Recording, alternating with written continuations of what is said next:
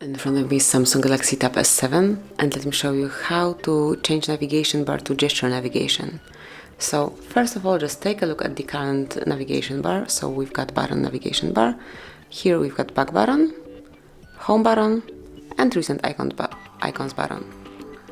Then if you would like to change it to gesture navigation, just open list of all apps, go to the settings, in search area enter navigation.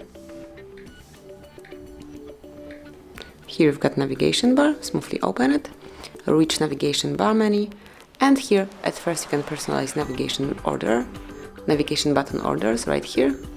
As you can see, you can have back button or on the right or left, it's up to you, whichever you prefer. But what I would like to share with you today is how to apply gesture navigation bar. So just click on full screen gestures.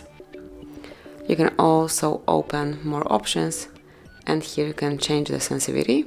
And also, you can pick the option with 3 buttons or just one in the middle of the screen. So once this option is applied, this is the default one, you can slide up to go back to your home screen, hold it for a while to see all running apps, and then slide right or left to go back, just like this. And obviously you can also pick the second option. So let me open settings. Let's go to navigation bar, and here if you will pick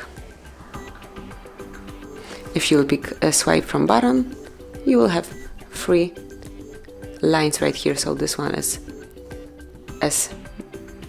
works as back button. Here you've got, let me do it again, recent icons button, and then home button. And this is it. This is how can I use this device with gesture navigation.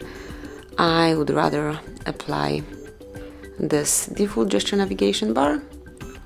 So let me go back to gesture navigation. Okay, so one more time, navigation bar. Right here, more options, and swipe from sides and button. And this is it. This is how you can use it. Thanks for watching. Please subscribe our channel and leave the thumbs up.